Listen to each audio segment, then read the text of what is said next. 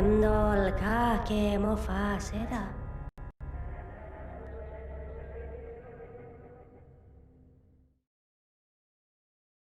And we are live. Hey guys. Welcome to Talking Stations. I forgot the next line. It's been so long. Welcome to Talking in Stations, podcast about EVE Online. We're going to do things a bit differently. Carneros is taking some much needed time off. He did a fantastic job. He's going to take a rest. He'll be back later on at some point. And we're also changing technology that underpins this whole place. And this is something that's great because it allows us to change the style of the show, which we're very happy to do. So we're going to have some technical issues, some technical challenges. You'll see those appear. But over time, we're going to refine this to make it a fast-flowing, group sharing kind of a show. So it's going to be more like a roundtable workshop with high-level EVE Online talk about subjects that you care about or want to know more about. And we're going to go into some analysis. We'll have presentations, we'll have discussions, and obviously we'll be here on video for you for every Sunday. Okay, let's introduce the gang. Elise. Hey, how's it going? I'm not on actual video today. There's just a picture of me. It's very subtle. It's just a picture of me on a loop. So don't get freaked out too much. But I'm happy to be here. Very excited. You do look kind of like it's a great one. What are the bulby guys? I forget what they're called. Also, you'll recognize back is Caleb. Hey guys. We have Arya off screen. Hello, good morning, everyone. And with us today, McLeod, sure, the engineer is here with us. Sorry, not engineer, but he's one of us now. Hey guys. And our guest today is, we're going to have a few guests and we want to make sure we can bring people in and out. That's part of this flexibility we're looking for. But today we're going to focus on CSM, the elections, what's new about those, and a guy named Kenneth Feld. How are you doing, Kenneth? Good morning. I'm doing well. How are you? Good. Thanks very much. Let's get into this. First, I want to talk about your backdrop there. What are we looking at, Kenneth? That is Kualoa Ranch. It's on the western, it's on the rainy side of the island of Oahu in Hawaii. We vacationed there a few years. We lived there when I was in the military, and we were horseback riding through, and this was one of the shots I snapped off my GoPro. Jeez, paradise. All right, well, we'll just assume that's a vacation spot for you after, a long campaign for CSM. And now that whole 2 weeks was horrible. And you get to go to another volcanic island. Correct. I've been through Reykjavik, but I've never actually stopped there. So kind of looking forward to that. First thing out of my wife's mouth, she doesn't know anything about EVE, but I said, I have to go to Iceland for a week for a conference. She's like, is there room for me on the plane? So somehow I think she's going to end up going to. Say it again. Say the name of that city. Reykjavik. Good news. Yeah. Matterall is not the worst pronouncer. That's the only reason you did that, Matterall. Yep. Thank you. Yeah, See? I remember CCP. What's her Bara? Karker. Yes, Karker did that video a few years ago. It's probably been 10 years now, where she pronounced a lot of the names in the native tongue. And I apologize every time I see her for us butchering the living bejesus out of, the names of stuff in EVE. But she just smiled and kind of took it in stride. But yeah, it's pretty bad sometimes. They actually did a series later where they would go around to the different people in the office saying, "How do you say?" And then they put some word up, and it was very different than what people think. And who still says scimitar? If you say scimitar, you're just wrong. That's one thing we could say, right? Well, days. Not really that wrong, but I like using scimitar. And the Ragnarok. Very James Bond of you, McLeod. I know, right? Yeah. Okay, let's get started on some news. Let's start, first of all, with CSM 15 has just been decided. And there's just a lot to talk about here in and of itself. The competition, what was it like running for it? And what were your reactions, Kenneth? Well, the campaign season was really short compared to previous years. And I unfortunately spent half of that time flying back and forth between where I live and Tampa, Florida for work. So I did not get a ton of time to campaign. But that being said, I did a few shows and that kind of stuff. It was pretty hectic with my work schedule at that particular time because it was an emergency job.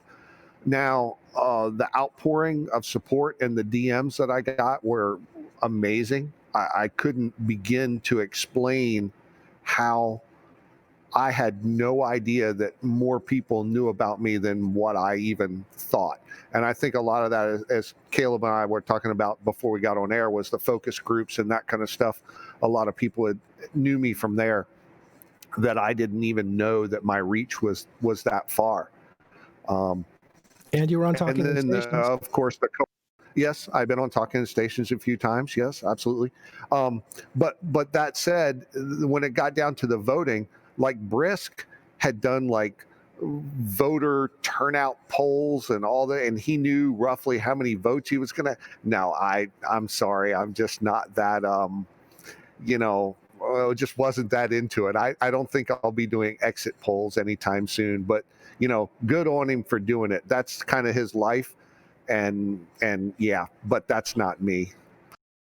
So you took a different tact, yeah. Correct. I mean, I wanted to try for CSM for many years, but due to my work schedule and when FanFest was and when the summits were, I just wouldn't be able to fulfill my own personal belief in what I should do to support it. So therefore, I never ran. This year, because they changed the format, they changed the summit and this kind of stuff, I believe that I could put the effort forth that I think the CSM deserves, and that's why I ran.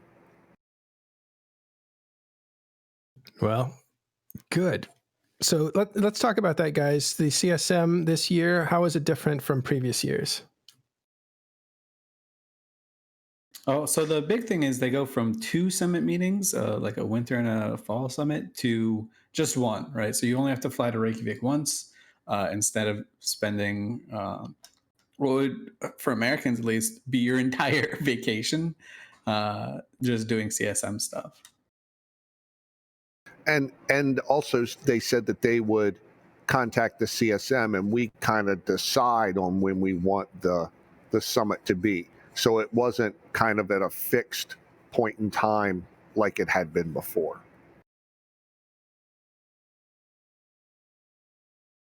So you get to distinguish, you get to figure out amongst yourself when the best time to travel is.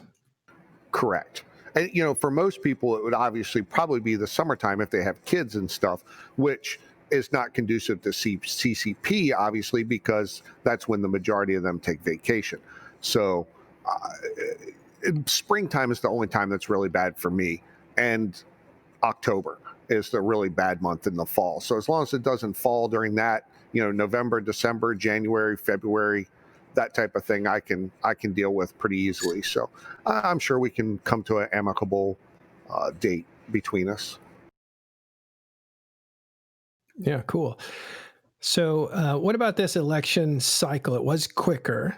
They did change that last year, I believe, where they made an official announcement of who the candidates were. And then there was really only a 2-week time period for campaigning. And then there was a 1-week voting cycle. I think those are the timelines, if I'm not mistaken.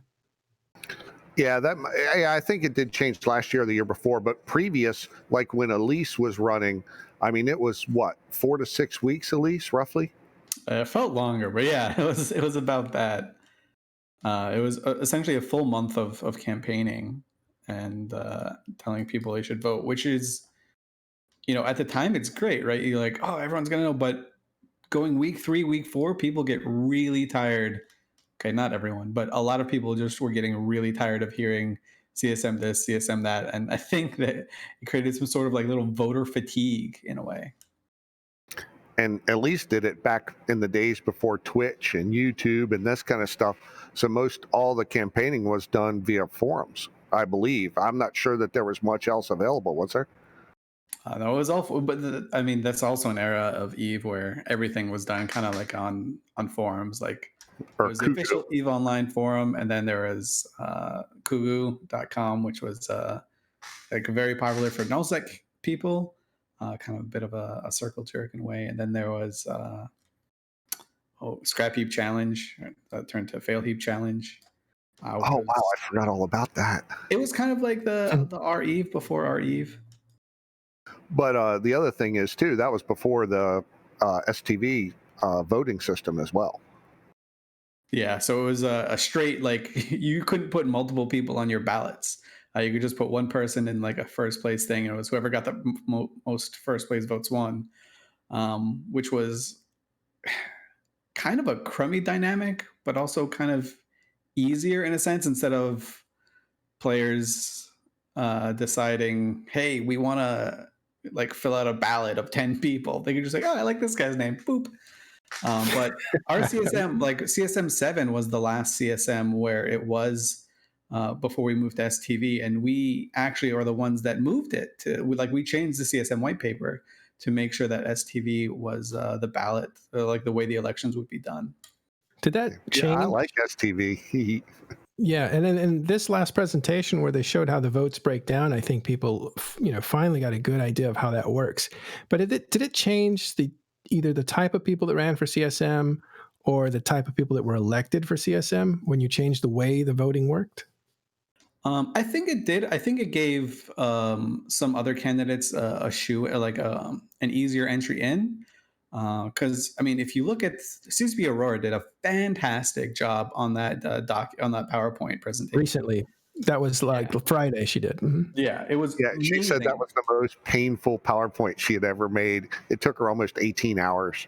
Yeah, I can imagine, right? So that really shows the power of STV, because like the concept, if you just Google it, you're like, okay, I get what it means now. But when you see it actually in action, to see, hey, this person gets eliminated and all these votes are going over to so and so and so and so and so and so, you could see how the third place, the fourth place, and sometimes even the fifth place ballot slots give a huge leg up to a lot of candidates.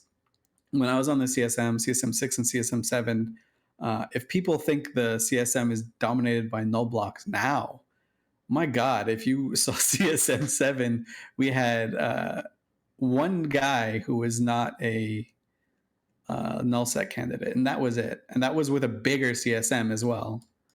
14 seats. Yeah. So actually, and CSM was, we had one wormholer, one faction warfare guy, and then one high sec guy. But we had then 11 nullsec candidates, and it seemed really easy for nullsec candidates to get in there. And people like, for instance, like people like Torvald, I don't think could have gotten in with just first place ballots alone. The STV really helps that type of candidate get in. So more unorganized more unorganized people can say, oh, I want this guy is my first place guy, and but I'll put Torvald like 3 or 4 because I like him and I'm aware of him like existing, right? And that's how Torvald essentially got on. Votes came to him after the initial votes. Well, let's talk a little bit about that. I think people know how the system works generally. If you don't, there's lots of different ways to find out how the voting system works. But what it did do, at least with the PowerPoint presentation, was give us a horse race that it's been kind of unusual. Normally they just say, here are winners, and the excitement is whose name is going to pop up next, and then 10 names are named, and then it's over. And last year they kind of brought the drama by putting the wild card Olmeca Gold at the very end. So people were wondering, did he make it? Didn't he make it? And then boom, exclamation point. The 10th member of CSM is Olmeca Gold. And that was the way they drew up excitement. This year, they put the PowerPoint presentation together to watch the horse race and the votes. So the drama became not who won, but where the votes were going. and who was picking up those votes, and were they jumping ahead of somebody else? And that was pretty exciting for various people. There were a couple notable things. One is the come from behind wins, or what do you call them? Overtakes, McLeod? Yeah, I was using the term overtakes. That's like in a car race when a car jumps in front of the other cars or something? Yeah. I also kind of got the well, not, it's not the idea, but like it kind of came to me also when the visualizations of the various different of the various different things occurred, like after the whole presentation. Are you familiar with rallying? No. A little bit. Well, rally, I call it, I took the Joker lane. They'll have a track laid out, and then like if it's a 5-lap race, one of those laps you have to take the Joker lane, and the Joker lane's normally a shortcut, or you can cut a corner or something like that, and you can pass 5 or 6 cars, so that if you want to get out front and you think you can go faster, you take the Joker lane early and try and build your lead, so when the other cars take the Joker lane, they can't catch you, or that kind of stuff. So that was how I made my analogy when Blazing came out and I got all those votes. I took the Joker lane and I leapfrogged 90% of the people that were left. So what was happening? Go ahead, Caleb. Didn't the show kind of miss the player commentary? Shouldn't it have had like an Elise or Dirk McGurk or someone like yourself to actually comment on what all this means on a meta level? Because just presenting stats and numbers and stuff like that without context, it seems a bit flat, right? I think Aurora did a really good job of recognizing the coalitions and what votes go to where and why. Maybe not as in depth as Elise or Dirk or someone who's in the game constantly type deal, but I think she did a very good job of recognizing the coalitions. Yeah, she provided some very strong context to what like all these things meant. I do like the idea that they didn't go 100%, that they didn't have like a super detailed person on there, because it lets us do this like a few days later, right? Yeah. So we can provide even more context. Well, there's 2 things that she missed. She did a great job. I agree. There's a couple things she missed. It would be hard to not miss them if you're not involved with the meta EVE Online all the time. One of them was I think the relationship between Brave and Test. I think there was, when Test's number 2 fell out, a lot of votes went to Villy. I'm not sure she understood that they were on the same ticket or something like that. I remember saying, yeah, this is why, because she was kind of questioning it. The second thing was Slice's delivery to keep Kenneth alive. That was huge. That was super huge. So I was watching this in real time. I was on the edge of my seat, which is kind of nerdy of me, but whatever. I was like, dude, shit. a lot of people were on their seat. I know that Brisk was on his seat all the whole way as well. So I thought Brisk was a shoe-in. Like I wouldn't have been worried if I was Brisk, but I was like, oh shit. When I saw the initial numbers come out, I was like, oh shit, we didn't do a good enough job for Kenneth. He would have been great on the CSM, but we only got him like 800 votes. Like less than half of Brisk. Yeah. And then just out of nowhere, the Slice candidate, which had like 200 or 300, maybe even 400 votes, he was eliminated, and all of those votes went to Kenneth Feld. And I remember just typing in the moment, like, Slice just threw us on their backs and carried us across the finish line. So thanks, Slice. Slice did it. As he's texting me saying, no one from Habit has ever lost a CSM election. No pressure. God damn. Nice. Well, but you did end up, and we're watching some of the video there of the horse race, and you can see how it was being tabulated. That's not what we saw live. This is all calculated after the fact, but we were watching the vote totals swing from one direction to another, and it was definitely, we had about 20 people inside Talking in Stations going back and forth about who is winning and look at this and look at that, moving our direction around to see what was going on. So it was kind of exciting. A little bit of commentary from Aurora was fantastic because she was really contextualizing a lot of stuff. So it was a good thing to watch. And Slice coming through, I think, was a big deal, and seeing Kenneth kind of survive each round, because it didn't look good at the beginning, I have to admit. And then really, I think when the NC candidate, Blazing Bunny, dumped, he knocked over like nearly 1,000 votes to you, and that really clinched it for you, I think. Yeah, I That got was- and Steady-O too. When Steady-O came, I got 250 roughly when Slice went out, and then like a round or two later, Steady-O, which was Pandemic Horde's number 2 candidate, I was also pretty high up on their ballot. I think 3rd or 4th. When he dropped out, that gave me another 250.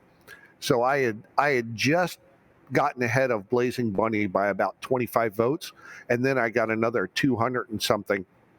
And that put me significantly ahead of Blazing Bunny, which also put several rounds between us. And then when he went out, then I was only 200 short or something like that. So it got much easier at that point.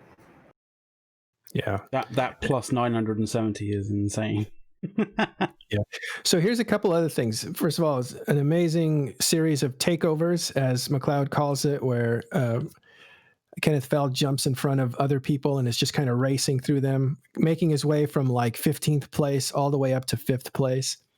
Amazing. And another thing that was interesting was the start off. Like when everything started, I was shocked at some of the numbers I saw, right? Like Juvenius, 1,400 votes. That was, to me, that was a victory right there. Like he had just won. He didn't need to win CSM. He had just won what he was trying to do. Yeah, absolutely. Juvenis had a lot of first-time votes, like for someone who's basically it's his first CSM campaign, right? He had, if you look at the Reddit post, there was a post of all the votes, and he had a ton of votes that were just him. I think it was several hundred where people just voted for him and no 2nd through 10th place votes. Is there anything what can we take away from that? I think a lot of it is the Spanish community, and they may not fully understand the CSM, so he could talk to them and they wanted to vote for him, so they did. But I'm not sure that, not having everything in Spanish, they fully understood the process or how it worked. They just voted for him, and then that was it. It could also be one person with like a skill farm that we're just like, you know what, I really like this guy, I'm gonna vote for this one dude, and he just didn't feel like filling out his entire ballot 100 times over. But CCP did make it pretty easy to vote with alts, so maybe not. Yeah, well, let's go back a bit. CCP's work on this election, turnout was higher, 36,000 as opposed to 30,000 last year.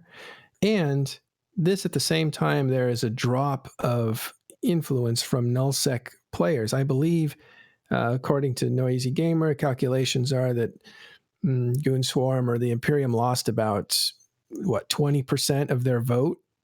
And same with Test. Vili confirmed that. They've lost about 15-20% of their vote. That tracks with how many people they've actually lost. And Brisk also said that they lost quite a bit of the init vote as well. Also, when looking at it, it seemed like a lot of people didn't vote on one ballot, right? It seemed like if you're a member of a coalition, maybe you put your guy number 1 or number 2, but then a lot of people took autonomy and just put people that they wanted on the CSM on their ballot instead of just like clicking button, towing the party ticket all the way 1 through 10. Yeah, so that message, too, PL, I think, had 4 or 5 people on our ballot. I can't remember. And a lot of people filled out the 6 through 10. Test was the same way. Test had, these are our 5, and 6 through 10 is up to you. So you saw a lot of that in the voter thing on the Reddit too, where they listed them all out as well. Yeah, there seemed to be. Go ahead. It also felt like, at least from my perspective, that the null blocks were not pushing as hard as they usually do. it seems like they cared a little bit less about the election because they were feeling safe on the people that they wanted in. Well, I wonder what their mindset was. I think they actually have less people. And I think people, the message of vote your conscience, not your ballot, is seeped in to players who really care about the election. I think there was a diversity of candidates, which made it a little more interesting. So it has been an interesting election. You have, I think you had I could be wrong, but was there a greater diversity of candidates? I don't know I if I'd feel say like there's more diversity. There seemed to be. I mean, obviously, there were fewer candidates than in previous years,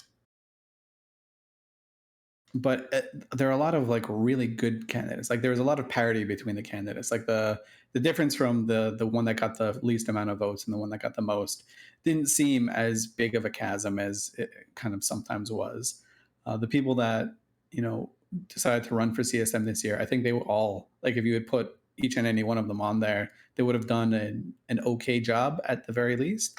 And that's more than I can say in previous years, where some people just run for the memes. They view it as a popularity contest. They think it's dumb and they just want to get votes out. Like this year, it seemed like people took it a lot more seriously, and there was a lot less fluff. Yeah. They also put in some stuff to remind game players that there was a voting process going on. That's the first time they've done that, right? They've sort of done it before, but this one, I think they reached out to a wider, or they cast a wider net. I was talking about this, I think last week, when we were talking about the Forsaken Fortresses changes. There was a guy who had an abandoned citadel I was trying to kill. He ended up logging in because he heard of the CSM, or he heard that CSM voting was there, and he wanted to vote for CSM, and then he saw later that the Forsaken Fortress made his stuff like super vulnerable. So he didn't know about the changes to citadels, but he knew about the CSM. So that was a pretty cool thing. So they must have cast a wider net, or maybe more high-sec independent voters felt like they were being left out, so they wanted to vote for the CSM.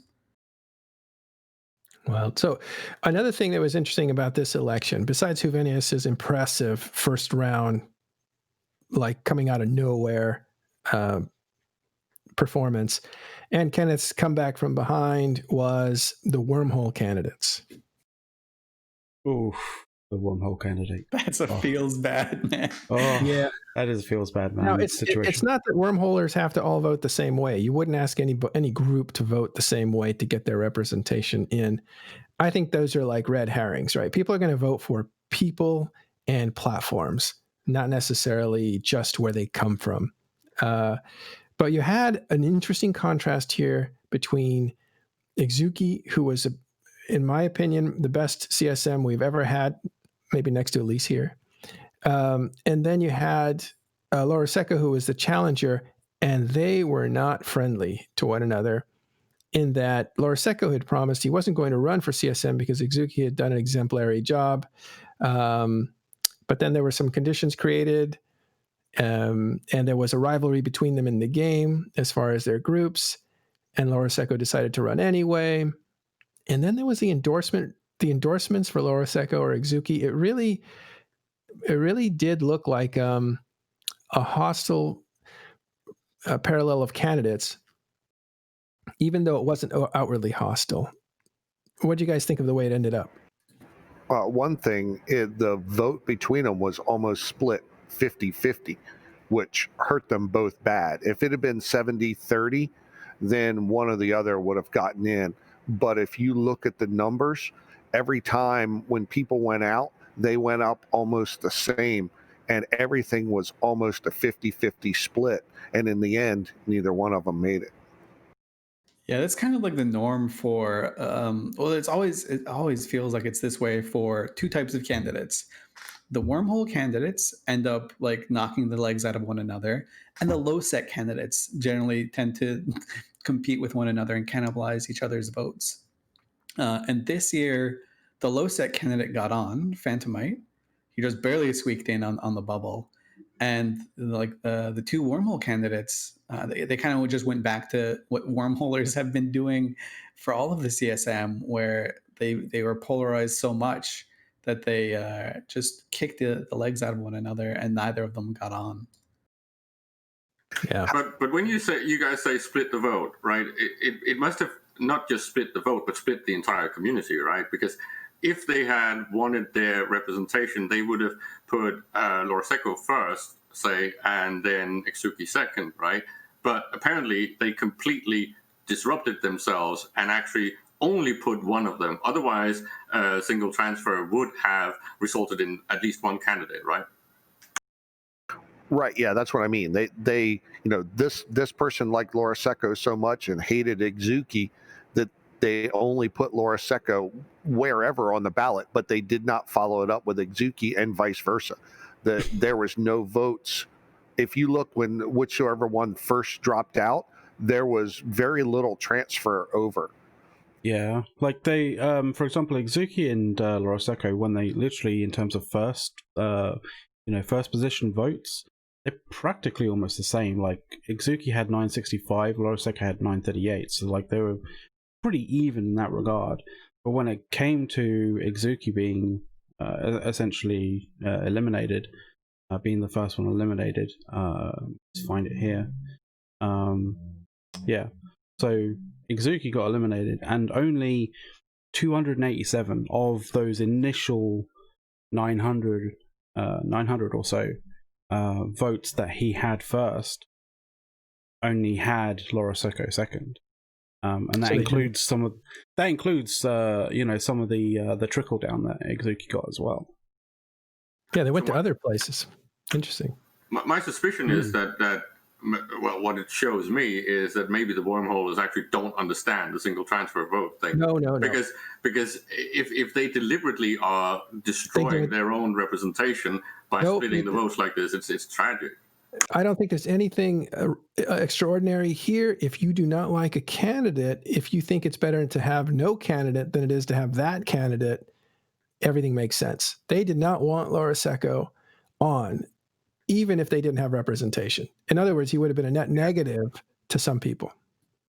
Yeah, I think that's it for sure. And then, So you actually think that if you have one camp voting for Lorseco and say the second they had Brisk also on their candidate list, and then the supporters for Exuki did the same thing, those votes would have eventually just went to that candidate that was in common between both groups of wormholers.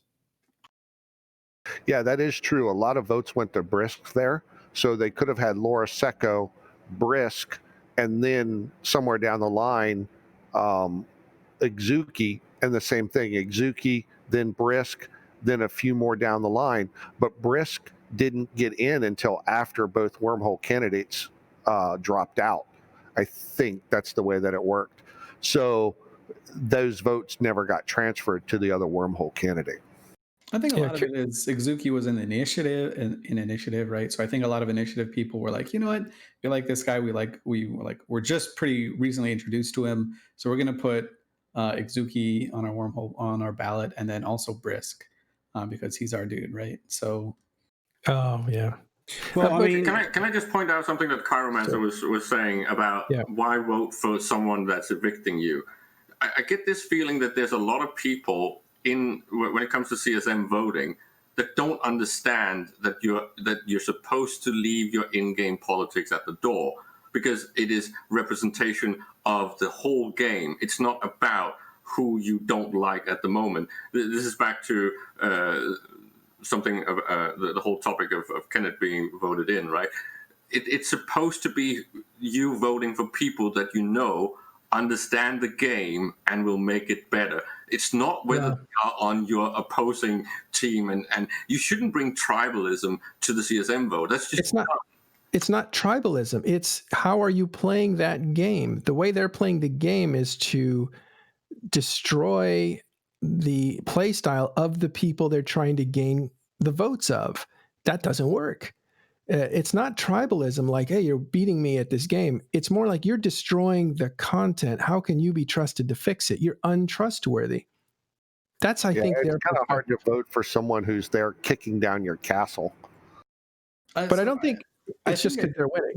Yeah, I think it's more of what Matterall is saying. Like these two groups in wormholers disagree on how wormhole life should be, to the point where like one like disagrees so hard that they would rather not the other one be on there, right? So you have just complete polar opposites in how they think wormhole life should exist and that playstyle should exist, to the point where like tribalism does get checked at the door on the CSM. I can say from experience, I don't know how it's changed because it's been such a long time, almost a decade since I've been on the CSM.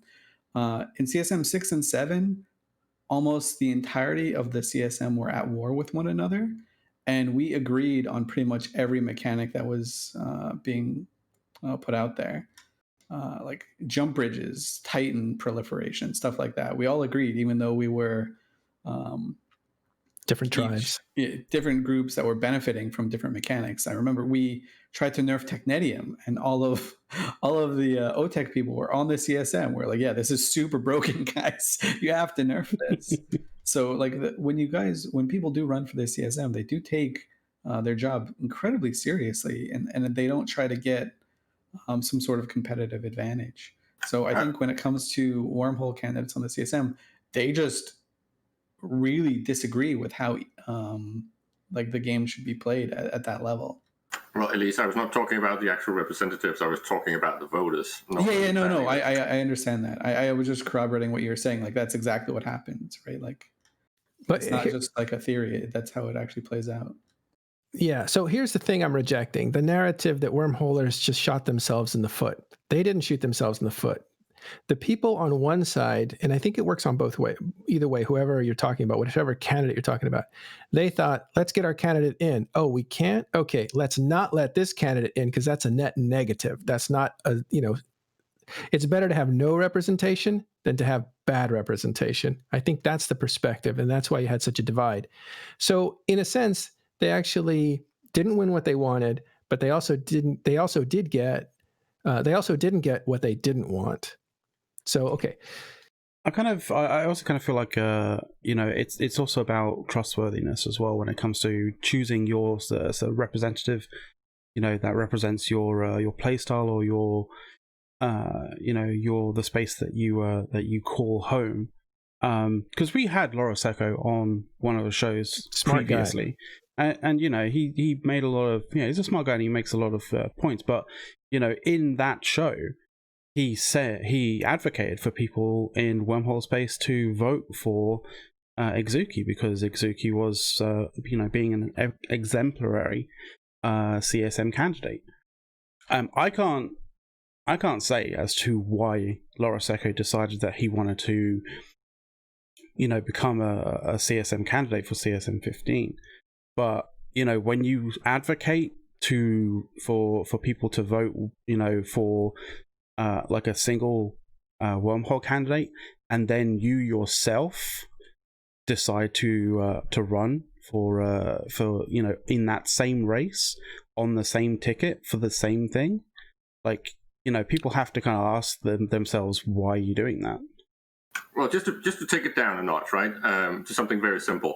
One of the things that many of the CSM members were talking about this last CSM was the fact that Exuki did this presentation about wormhole and wormhole life and all of that stuff and the balanced things, and that it was a massively good presentation, right?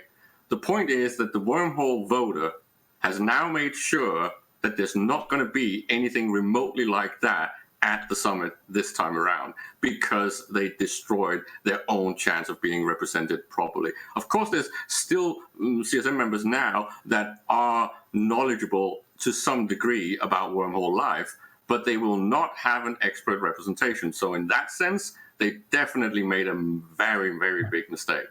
Well, they got Brisk. Brisk will have to do it again. Yeah, that's what I was hinting at. But candidate. All right. So that was the wormhole thing. I thought that was interesting, and essentially that was CSM. If there's anything else you guys wanted to say about CSM, say it now. I will say I think it's a big surprise that both Torvald and Mike got on. Obviously, they operate in different circles, but I thought they would have both made excellent candidates. I mean, obviously Mike's been on the CSM before, but I thought Torvald would. He was my like dark horse win, and I saw a lot of people saying, "Oh, there's no way he's going to make it on," but I'm glad he did. Also, Phantomite, I think that was a big surprise. I thought for sure there would be one wormhole candidate that made it on, and the low sec guys would eat each other up, but it was the other way around. So that was very cool to see low sec represented. Also, I'm gonna say something that helps you segue into the next thing, because one of the things that I'm Wait, before you go on, and I'll go to you next, but the one last thing to take a look at, and that was a very, very big group in HiSec that has over 22,000 people had their CEO run for CSM. That's a big group. That's as big as Horde. And he did not get on. I think his name was Icarus. He lasted quite a while, and he did get about 1,500 votes initially, but he didn't have enough legs to make it in. That was unsurprising, because a lot of the people that are probably in that corporation don't really play or aren't that aware of CSM. Okay. One thing you have to be careful with HiSec too is how many people there are alts of nullsec. Always, yeah. Okay, segue us in then. Well, I was just going to say that even though I do not agree with Kenneth on everything, I am very, very happy that he's actually gotten on the CSM, because back in a couple of years ago when we did the focus groups for structures, he was prolific and active on a whole different level. And it's really nice to have someone on the CSM that I know actually has a passion for things like industry and balance issues. Again, even though we might disagree on many things, I am very happy that I at least have one representative in there that speaks the same language as me. So I hope Kenneth is going to do great things on the CSM, because he definitely did on the focus group. Yeah, I have to agree with you, Caleb. When I asked people in my group, what do you think about Kenneth Feld? Once you get past that, oh, he's PL, he's read to us. He asked the question, does he know what he's talking about? And my industry guys say yes. He's a solid candidate, knows what he's talking about, has great ideas. So I think that really speaks toward really the support of having someone that knows their stuff, being on the CSM and really filling that space for industry. Who is this Kenneth Feld guy? How many legions does he have? I'm also super happy about it, honestly. I thought he was just going to barely squeak in. I saw the votes and I was like, oh no, we failed him. But to Caleb and Arya's points, he got a lot of support, like little trickles from all these other candidates that you would not have expected, to just give him just little bits here and there. But that means it's not just partisan kind of support that exactly. Kenneth has, right? Like you don't. It's not just the fact that you've got the support of PL there, Kenneth. Like it's the fact that you've made yourself known, either during this campaign period or previously to that you're a person who knows his stuff, regardless of whether you're PL or not.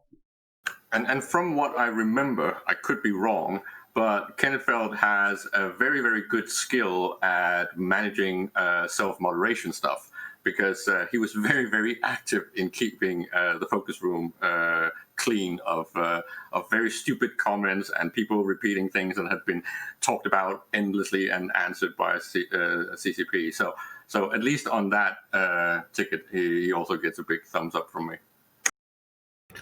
Thank you.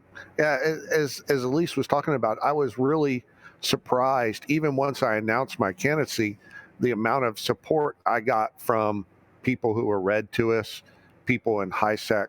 And that was one of my tenets from the beginning, is industry hasn't been touched in 5+ years, really. And on top of that, if industry gets better for me, it gets better for everybody. There's a lot of quality of life changes that I think could happen, but because the industrialist is definitely not the majority, that a lot of the stuff gets overlooked or poo-pooed, even by CCP, much like a lot of the coalitions. The industrialists survive because you have to have ships to fight in, but they're definitely not the first thing that the FCs and the leaders think about on a daily basis. But there's so many of them that have started to drift away from the game because they're tired of getting crapped on day in and day out and doing the tireless stuff behind the scenes that no one knows about. Obviously I don't have a magic wand. CSM doesn't have a magic wand, but there are some things that need to be brought to the forefront. CCP are addressing a lot of the problems with the structures, and I think they're going down a good path there. I think most people would agree with that. I was not happy with the implementation of the last patch, but that was their decision. At the end of the day, you have to agree to that. But a lot of the stuff in the industry, aside from the mining or scarcity issue, there's a lot of things that can be done that were done wrong in 2014 and even compounded in 2016 with the capital release, that enough time has passed now that we can start fixing them.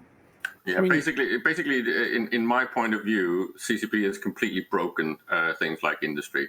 And again, this is down to what I call the never nerfers and the push button get bacon crowd, because they don't like mining, they don't like industry, they don't like logistics, and the people that don't like it wants to make it easier. They want to dumb it down, basically, to make sure that they can get out there and shoot pew pew, and that's fine. It's just that breaks the ecosystem of the game, and CCP has definitely listened too much to these people, and the adverse effect is that the game has gone completely stale.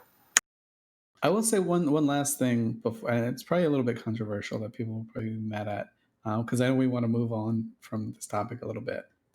But Kenneth, I think, is a prime example of a nullsec candidate that's very knowledgeable on like high-sec stuff and people that get affected by high-sec things. I think that's one of the things that people take for granted when they say, "Oh, nullsec is overrepresented."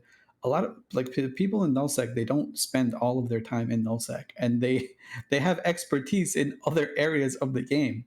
You forget that before going to nullsec, most players start off in highsec or lowsec and then move on to nullsec, so that they are knowledgeable to the point where they can represent other interests while still being a quote unquote nullsec player. So I don't think it's bad when there's a lot of nullsec representation on the CSM, because it's not all nullsec stuff. Yeah, and as I think Caleb will attest to on the focus groups, I was acutely aware of how the stuff that you would advocate for, or when you're looking at things that CCP was looking to do, how it would affect different groups. And you have to look at that through different glasses for different groups. And it's mostly the fact that sometimes it's very difficult to explain to CCP why they need to focus on something that looks minor. An example from back in the focus group days was the removal of things like star-based charters, right? So they completely flattened high-sec POS or high-sec structure mechanics to, save time on the coding. But the result is that there was no longer any bottleneck. It was just completely removing any of these interdependencies and things that would require players to actually do something actively to have structures in high-sec. And I think this was a massive example of a mistake. There's worse ones, but that one was discussed back and forth in the focus group. And I do believe that most of the players actually agreed that we should have kept them, but CCP insisted that it was not important. Well, let's okay, so we've met Kenneth Feld. He has a deep history. He's an industrialist, a smart guy, I think next level thinker. That's why I endorsed him as much as I did. I believe this guy is not only good in a meeting, but he knows his stuff, like very few people do. Let's talk about the state of industry right now. We've kind of gotten into it. Where is it, Kenneth, and where can it go? Well, there's two things with industry. The industry itself but then you also have this ore scarcity thing that we're going through. And obviously, I just signed my NDA this morning and just sent it in. So I haven't seen the big picture yet. And I don't want to. Does that mean it's not binding quite yet, so you can say some stuff? Like, is there a technical space that we have here for? There is not. It depends on the date. But if he posts NDA it, he might be okay. Well, no, but the NDA means I can't discuss anything that they have told me about the game. So far, the only thing I've gotten is here's your NDA and here's your email address. So I can't discuss the email address, I guess. But short of that, I have not received any information. So I can't disclose something that I haven't received yet. Okay. So, but that being said, there is a lot of ore saved up. I know that. There is no doubt in my mind that there is billions or hundreds, probably trillions of ore saved up. I don't know how much they want people to blow through before they're willing to open the faucets back up. I have no real feeling for that, for what their goal is, because I haven't seen it. And once I see it, then I can't talk about it. So, that aside, industry itself, the Tech 2 stuff, because all the ore mining's gone away, everyone has mined moons. So what has that done? That's driven Tech 2 into the ground, where CCP was on the shows a couple months ago when the scarcity thing started, saying that Tech 2 stuff was too cheap and they wanted to raise the price of Tech 2 stuff. Well, the way you raise the price is make that scarce. But all they've done so far is make ore scarce. And they've already said that they're willing to pull levers on moon goo. Moon asteroids. They can change. Right now, it's 2,000 cubic meters per hour that you extract from a moon rock.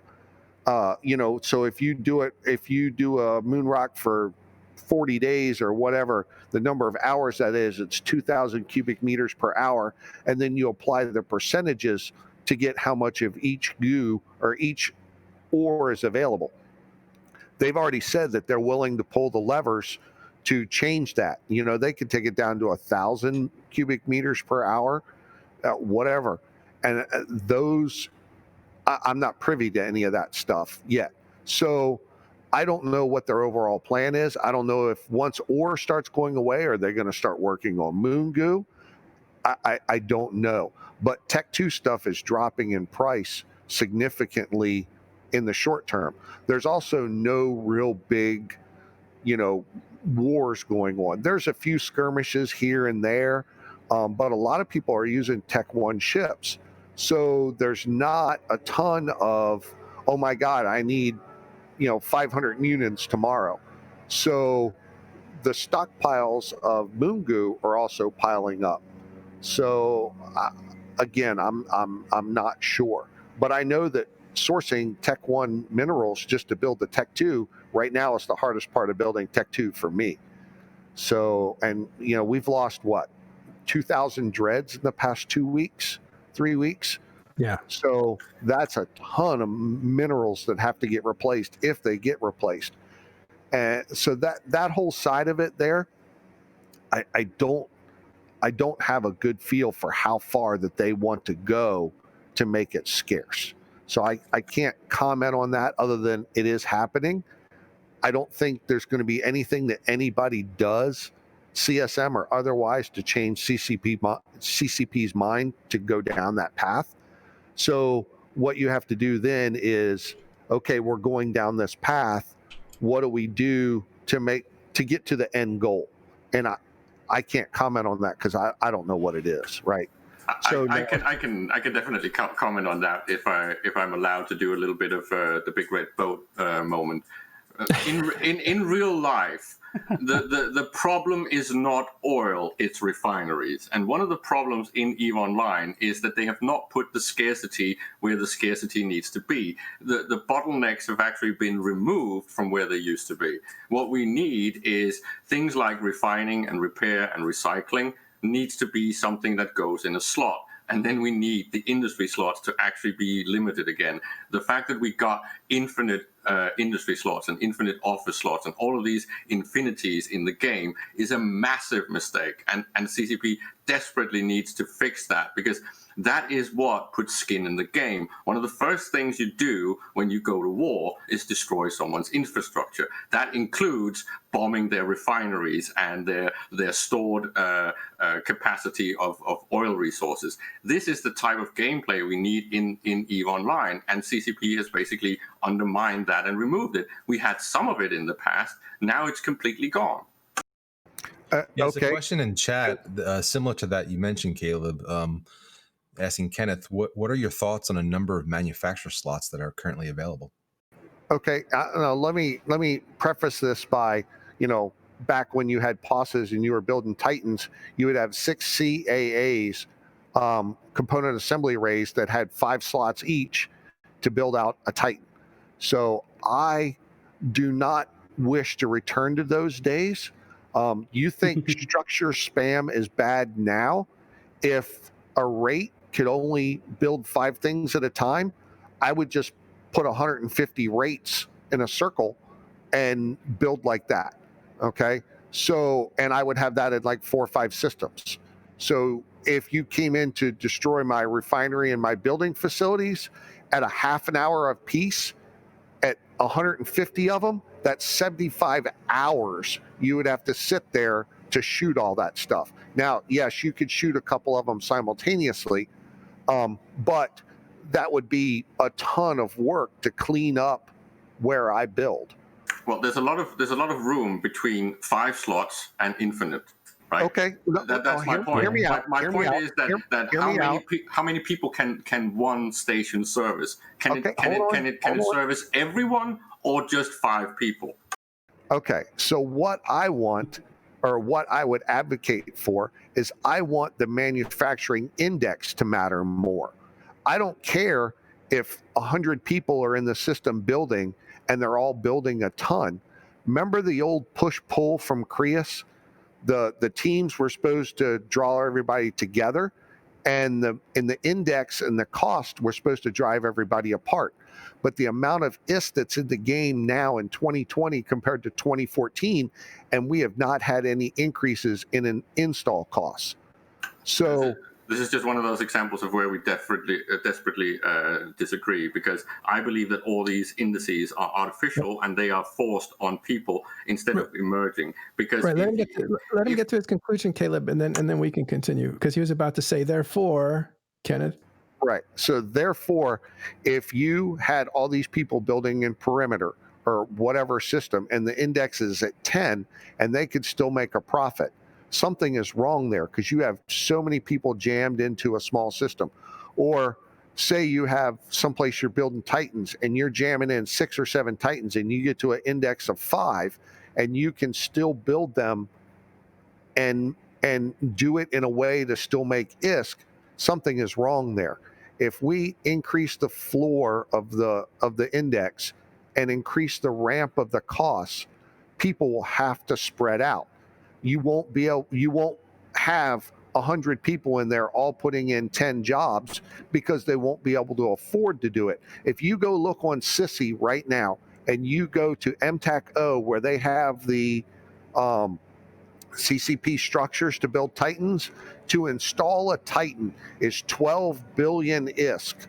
When I did it last week, because I built 24 Titans for play on Sissy, it cost me 12 billion ISK a piece to put them in. You cannot do that on TQ, period. It just will not work. And that is how you limit the slots, is by ISK. If people are dumb enough to pay 12 billion ISK to put a Titan in, hey, more power to you.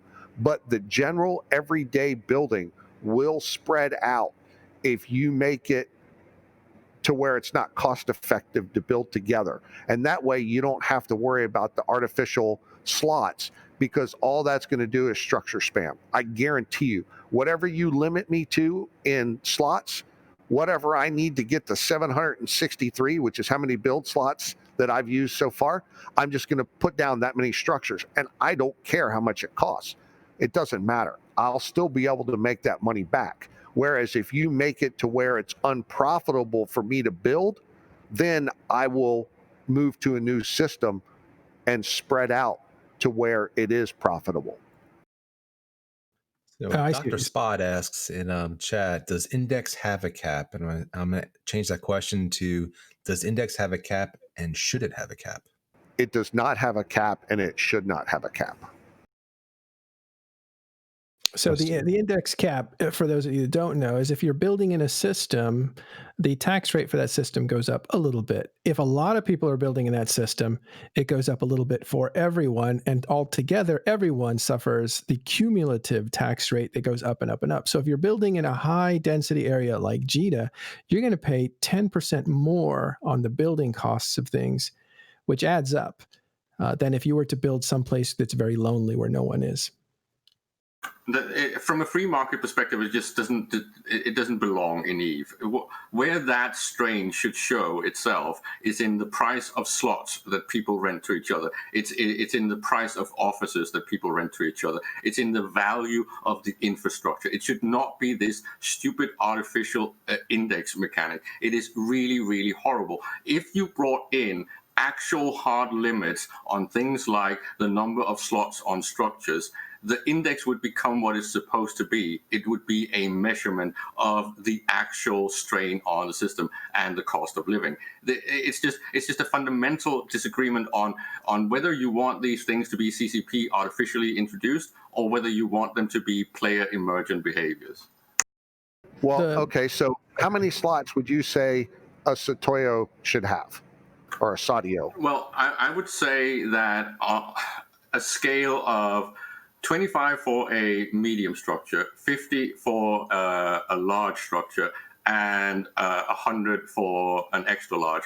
But it should be something that could be scaled by almost a factor of 10. The situation that I don't like is the fact that everyone and their mother can build everything in JITA without any strain, or everything in 1DQ without any strain. There is no limitation. I want somewhere in the middle between the old style of 8 slots or 20 slots, which was horrible, and the fact that you now have infinite slots, because capacity and infrastructure has no value. Stations were 50 slots. Yeah, the big ones. The point is, I want it to be scalable. I want it to be scalable in a meaningful way, and I want that to be linked to the expenditures of the structure owner. So, as I said, maybe a factor of 10, so you could have 1,000 slots on an extra large industry complex. That's fine. But the point is that is still a limiting factor if you have 20,000 players. You can. Okay, so would you be okay with Perimeter having 25 Sadios littered around? And that wouldn't be necessary. They would be destroyed. No, they won't. Yes, they will, because there would be competition and incentive. No, it would all be owned by TTT. Yeah, but you don't need 25 to service everyone. You can just change that by price and push people out. I if you're pushing people out, how high-sec structures work. They're all owned by one person. Yeah, if you're pushing people out, like you're not servicing everybody, are you? So, but these both the industry sort of level and the limitation of slots can be. They're not mutually exclusive. They can be included in the same in a balanced system. You can have a larger amount of slots, but then basically create that situation where the cost for maximizing out those, say, 200 slots, it becomes not worthwhile. And just a small important point, right? When you're talking about these things about people pushing other people out, that's a feature. Monopoly and enforced monopoly is a feature in this game. The fact that the big blocks have pretty much taken control of something like the Plex market in Perimeter is actually a feature. It brings content to the game. We want more of that, not less. Well, I get what you're saying. And I like the idea of having more open, almost like an open market, so people behave a certain way, and that the gamification of push and pull is a little unnatural, but I have to admit, I don't want to build in JITA, but I want to stay there because that's where all the stuff is. And I'm constantly like paralyzed by should I build or not because I'm paying so much that there's no profit margin at all. So it's only for people who are building for themselves for other purposes, like alliances that just need 50, 200 ships. They don't care about the money. They're just going to build it in JITA because everything's there. And then boom, they're gone doing the thing they want to do. But for somebody who wants to make a profit, it is something that stops you from, it does work. It makes me want to move out to some cheaper area where I can build something and then possibly make a profit. So I guess it does work the way it's supposed to. Kenneth, you want to jump in here as well? Well, the thing, I just want to make sure Caleb is okay with if you start limiting slots, the inverse to that is Citadel spam. There's going to be a zillion more. How many ever slots are used now, which I don't know. No one knows because you can't see them even as the Citadel owner. But say there's 10,000 slots being used in perimeter in the Saudio, and you start limiting it to 1,000 each, then there'll be 10 Saudios or how many ever, because they'll still be able to make a profit on the taxes. So they'll build more and no one will leave and nothing will change except for instead of one structure, you're going to have 10 structures. Well, I'm just going to use, again, the perimeter stuff as a proof of concept. When you bring in real competition, you get actual content. You do not have structure spam when it comes to Plex markets because they got destroyed by the people that wanted to own that market. And then you ended up with a few competitors and you had what would be equivalent to cartel dealings and agreements on price. And this is what drives price. But when you have something that's infinite, it has no value. If there is no value, there is no competition. Well, listen, Steve Renukin says something that I totally remember. As a new player, I wanted to research a blueprint, and I never could. In fact, it took me a long time to realize that you just put it in the queue, and then in 30 days, your blueprint will come up to an open space and use it. I didn't know you can get in line that way. I just thought, I better time this right. I'll be back in 23 days to see if I can raise this blueprints research a little bit. And I was essentially locked out of manufacturing because everything was full all the time in all the populated areas. So it made me have to figure out how I was going to go and put up my own POS, to put up my own research lab, in space. And that, I don't think that's good to return to. No, but the point is that in the way old days, right, you didn't even have the queue system, right? You just had plugged slots, and you could never get access to research or even industry for that matter at certain areas. That was horrible. Then you got the queue system, which was a slight improvement. And as Fuzzy said, well, you could basically just wait for your things to finish. But this is about the fact that it's a pipeline. But back then, we still didn't have an effective way of renting out slots to each other. It was very, very difficult. So there was no such thing as a competitive price-finding market.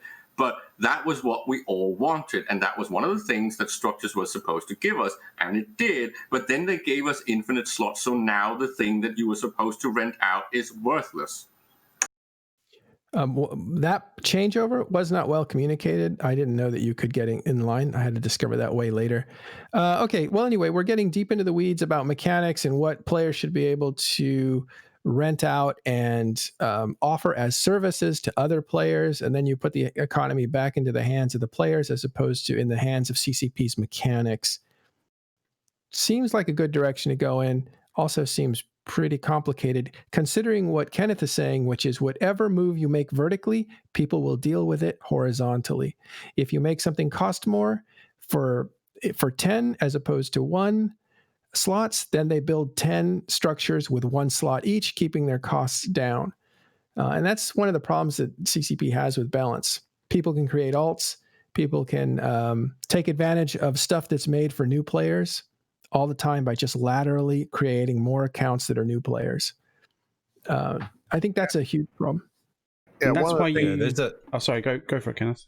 One of the things in chat that Nicholson just brought up, he was asking about why don't you just cap the number of structures in the system? And again, CCP, we talked about this back in 2014 through 2016 quite a bit. And CCP was against that because then you would have people going around like the old POS system.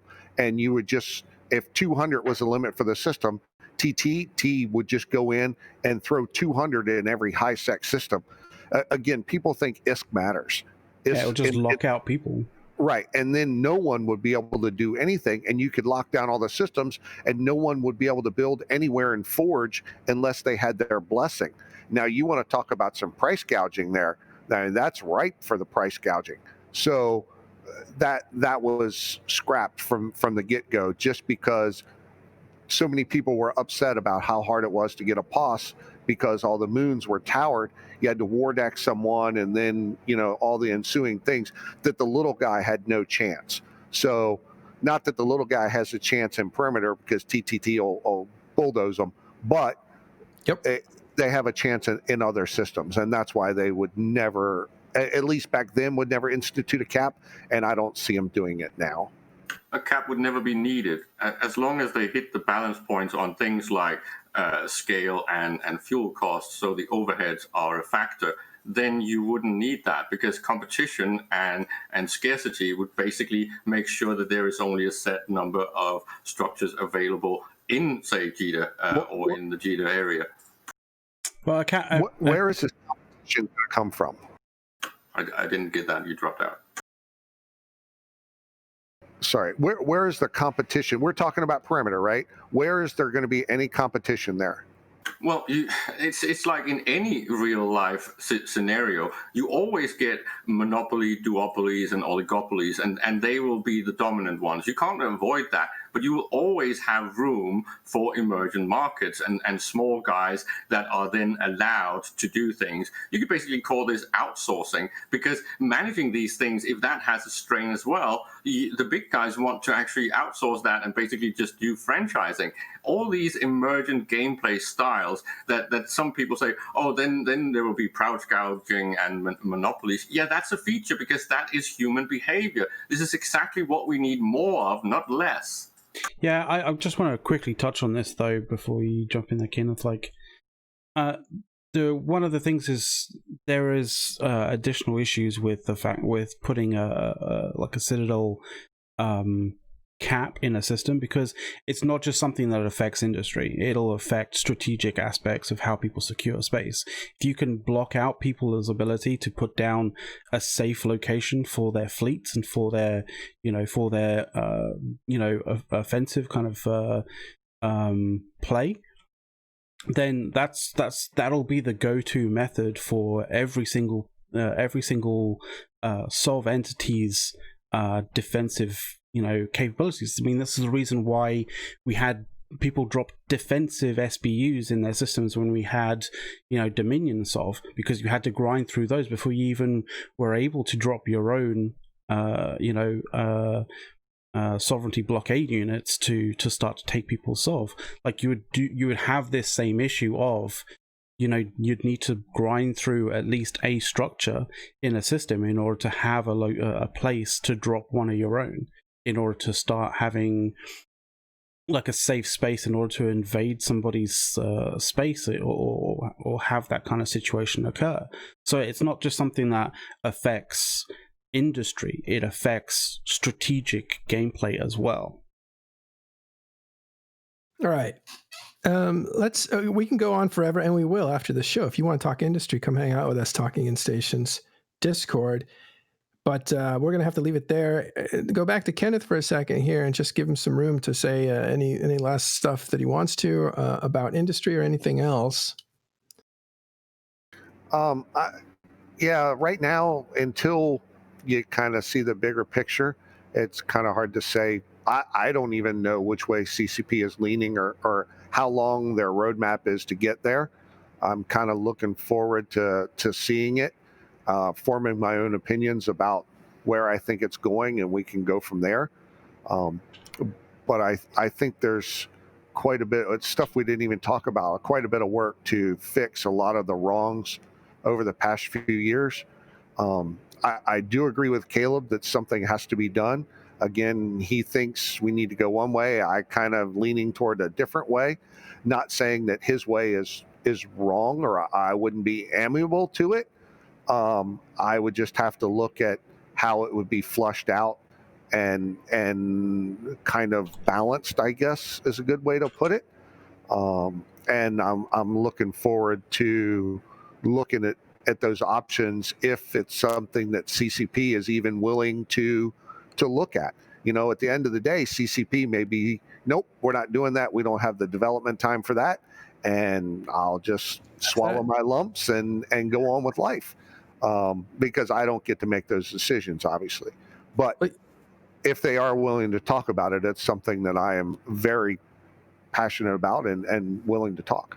Mm-hmm. So you talk to Steve Rnukin often, right? I see you guys talk on Dev Chat sometimes on the Slack that used to be there, and I'm wondering how much give and take there is with you and Steve Rnukin. I bring up his name because he's a 4 or 5 year veteran of CSM, and he is an industrialist as well to some degree. I don't think he and I have gotten into high level, like, I don't want to say a disagreement, but me on one side, him on the other. He's kind of more asked my opinion about things, and I've kind of given it to him, and he's taken that in. But as far as him giving his side, because he was on the CSM, he is somewhat, at least in my view, somewhat shy about providing his input, because he knows the roadmap. He's seen the plans. So I don't know if he doesn't want to tip his hand about what may be coming or something like that. Yeah. So he's more into taking the feedback, and I don't get to see the discussion, so I don't know what he's necessarily done with it. But I know he's asked for my input on certain things, and I've given it. And what he does with it, I'm not sure. And I imagine I'll be much the same way going forward. I can speak fairly frankly now because, I mean, I've signed my NDA, but I haven't seen any information. So, you know, going forward, Caleb's input and input from other people will be something that I will take in. And although it's not what, you know, I'm looking at now, that is something that is a viable answer, then I will certainly pursue it. I would say one thing, like on the high level thing, obviously I can't get into the weeds too much because I haven't done industry stuff in a long time. I used to do invention by myself and like out of pauses, which I thought was dope. But on a very high level, it does seem to me that CCP has drastically different views on industry now compared to 2 or 3 years ago. When you're talking about the Eve ecosystem, CCP Rattati is filling that role where he's like the grand poobah that kind of oversees how industry and just the overall resources distribution at EVE Online works. When he talks, it reminds me very much of when CCP Soundwave used to speak and CCP Grayscale on the topics. Like when he talks, I just hear those voices in the back of my head, which is a big departure from the CCP Siegel era of EVE Online. So it does definitely feel like some big changes are on the horizons, and that we might be going back to how EVE was, not necessarily how EVE was in 2012 and stuff like that, but very reminiscent, at least to me, for like the early days of EVE Online, which I don't think is a bad thing. Obviously, there are pain points that can be avoided, but it does seem like infinite infrastructure, infinite structure, and infinite slots will probably be going away. Caleb, one last thought. Well, I'd just like to point out, because one of the things that people have talked about a little bit is about pushing other people out and big blocks taking over and holding monopolies and all these things. And I'd just like to remind people that some of the best eras in EVE Online has been when players had actually had some sort of monopoly or control, because the definition of a monopoly is that is something that you can compete against and something that you can actually break up. But if it's done artificially by CCP, it doesn't work. When we had Technetium OTEC, that was some of the most entertaining days in EVE Online. When very few blocks actually controlled nullsec space, that was some of the most conflict-driving things ever. And even recently, when TTT came in and you got the high-stake market competition, all of that created content because it's in the hands of the players. And seriously, guys, we need more of that. And every time that you shut that down because you're afraid of players owning or controlling or manipulating, that's really just a question of balance points. And back to what Kenneth said, it's about figuring out what is the point that you need to have these designs where it doesn't completely break and where there is still a rule or a road to compete with these monopolies, because that is what makes us play the game. So we need to get back to this. And just on the topic of Elise mentioning Soundwave and Grayscale, if we get back to that, the game is going to be saved, because that is exactly what EVE is about. And I know that someone said, well, it's not just what you think. Well, but the point is, compared to every other game out there, the only unique selling point EVE has is the single shot, the balanced PvP, and an ecosystem that actually works. They are the only one that's ever pulled it off. And to destroy that is to destroy the playability, because then I just go back and play Assassin's Creed. Thank you very much. Well, scale and sociability is all part of the MMO experience. Plus, the one shard makes it everybody's enjoying the same history, the same timeline, etc. Same famous people. There's a lot of aspects to EVE Online that are unique. But it does seem like, and again, to what Lisa's saying is, we're hearing the echoes of the past, where you have a harder game with more turmoil. So we'll see where that goes. Okay, thanks very much. And Kenneth, if you have to take off, go ahead. We're going to go into some news now. Let's go to, well, I don't know, Elise, can you tell us what's going on in Sakenta and I don't know, Triglavian stuff? All right, so I've been following the Triglavian stuff as it's come out, because it's exciting, right? We got Chapter 3. We're told that we're able to change the landscape of EVE Online. And when it first came out, it seemed like a lot of people were like there was a lot of excitement. There was a lot of novelty to it. And what ended up happening is the most people that were getting into it casually would find little public groups, and they would be helping the Edencom guys, because Edencom showed up as gray and Triglavian showed up as red. Red is bad. Let's kill that. So almost instantly, Edencom was winning, and they were having some pretty decisive battles. I'd say like 10 systems would become Edencom strongholds straight away before the Triglavians even got one. And that was in Raravas, when the Triglavians finally won a system. And we got to see what happens when HighSec goes to NullSec with an asterisk, like NullSec with benefits. And so some excitement started happening there. At the same time, I think some of the novelty started to wear off.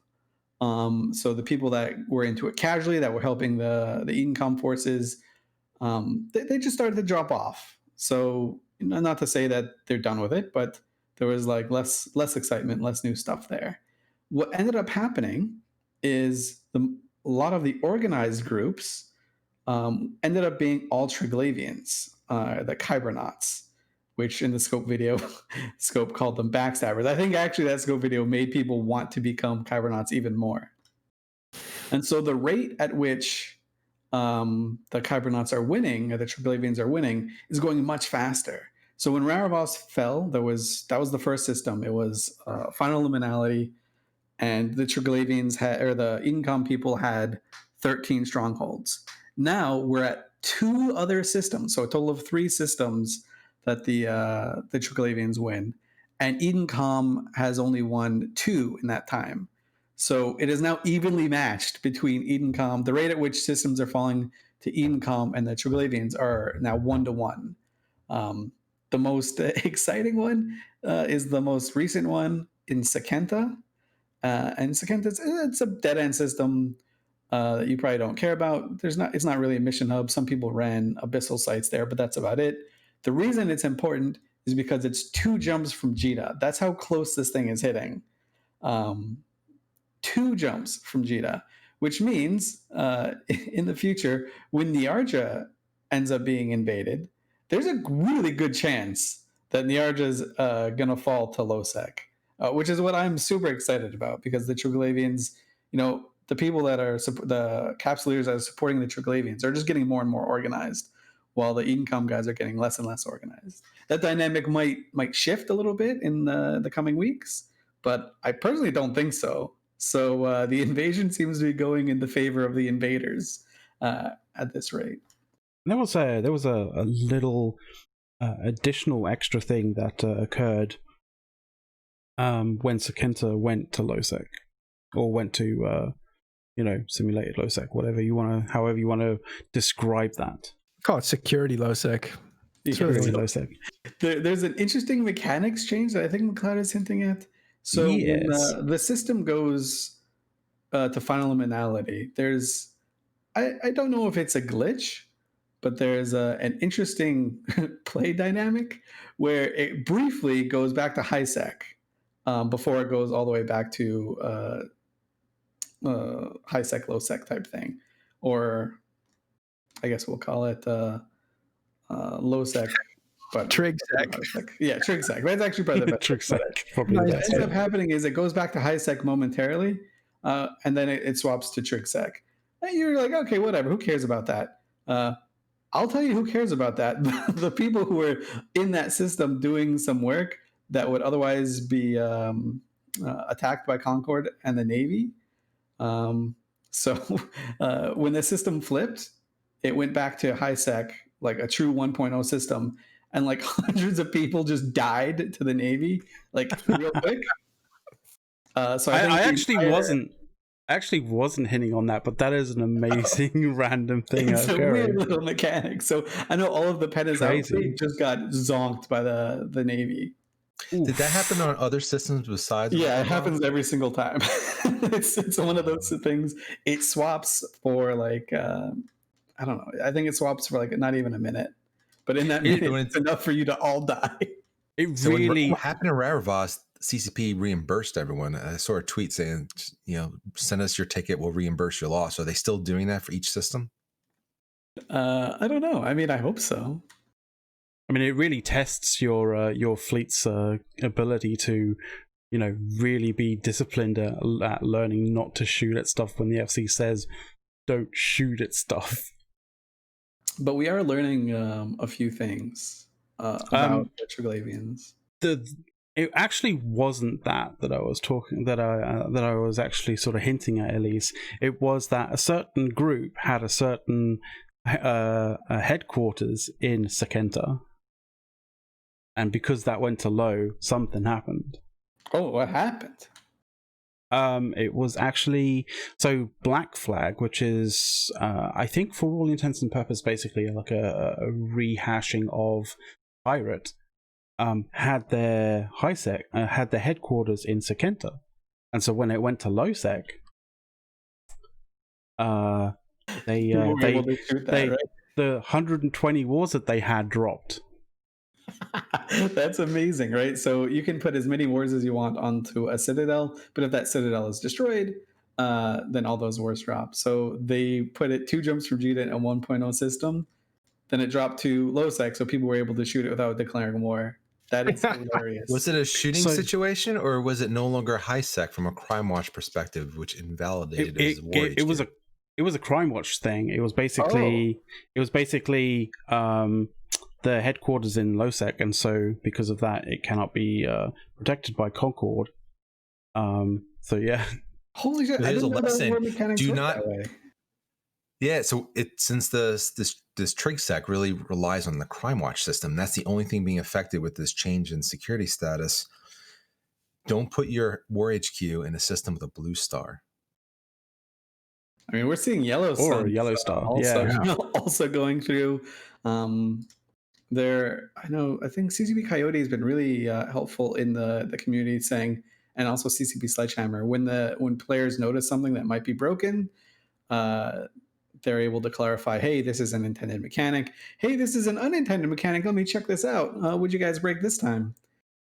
So I know there was some theorizing that one side had a natural advantage, and that there would be like just a natural state. There is no natural push pull at all. So neither side has like, if you leave it alone, it just stays in the middle. Basically, there's no push pull one way or another. So I think that gave a little bit more motivation to the Kybernauts and the Triglavians. But I do think probably the number one motivator, besides the novelty of it wearing off, is the scope video where they called in character. They made fun of all the players supporting the Trigs and called them backstabbers. I think if you want Eve players to do something, calling them backstabbers and getting them like that badge of honor is not the way to do it. So I think someone, the CCB Loki, I think he makes the scope videos. I think he secretly wants the Kybernauts to win. You mentioned people flocking to the psychology. Triglavian side. Right now, if you look at the Discords, the Triglavian Discord has 4 times the amount of online players than the Edencom Discord. Yeah, they're super organized because they were like, I mean, Agents of Chaos, I guess, is number one, right? But they were always on the losing side because they needed to organize because of the influx of players coming to see it would just default to the Edencom side. And now that influx of players is gone or not as enthused about it anymore, you were left with this super organized group of Triglavians, right? So you got Bjorby who runs public fleets doing this stuff sometimes. Ash as well. Group Yeah. does public fleets. The Enclave. It's astounding. So Sakenta went from final liminality, not luminality. I always say it wrong. Liminality, and is now at a negative 0.2. That's the first low sec system to go that way. This is the one that's just a few jumps from Cheetah. Oh, sorry. The first low sec. These are two different thoughts. So that's the one from Cheetah, Sagenta. The first low sec system, there's a different thought, has gone from first liminality Null-Vola, that's the system we're talking about, and it's now at a negative 1.0, although it's a little bit bugged. That's an interesting system too, isn't it, Null-Vola? Q Elise, what do you think of Null-Vola? I don't know. I mean, it's up there on the border of Tribute and Lone Trek, I think. A lot of people use it for logistics purposes, right? Right. There's also a neat little interaction where I think people probably don't realize it, but I think it's Karoo, which is where a lot of people, Yes. if they're coming from the north and they want to go to Jita, they bring their jump freighters through there. There's Edencom invasions there, which they put up the Sinojammer, which means you can't jump in your jump freighters. So people are trying to like panic. At least logistics people are trying to panic as they go from the north back to Jita. And this Null-Vola, it's important because when you're going from Jita the other way, you need to generally go through there. Yeah, so Null-Vola is important, but so is Karoo, as you said. Karoo is in Cinque Zone, but it's on the border of the Forge, so it's getting near the marketplaces, so it's a big logistics hub right next to Ignoitan. Ignoitan system is the new home of Tranquility Trading Tower number 2. I forget what it's called. They just put a Keepstar in that system. That's also low sec, right on the border of Jita. It's 3 jumps out. So Karoo is like 4 jumps out. And those are important systems for logistics, but also Null-Vola, if you're going to drive from the north into Jita to pick some stuff up, you're going to go through Lone Trek, especially Null-Vola. I'm wondering at which point like nullsec groups are going to take a renewed interest in this. Because I think they're starting to finally realize, hey, this isn't just meaningless high sec puppy stuff. This actually impacts how we play Eve. Or if, because I know Goons and, not Goons, but the Imperium send in some like random Jackdaw fleets when there's content to be had, and PanFam does the same. But they don't seem to care which side wins. I think a lot of them are doing it because they think it's fun. There's just tons of action in one system, and there's also lots of low-hanging fruit because not all these people are, when they're doing this, I think Bjornby calls it PvE VP. So it's a combination of PvE and PvP.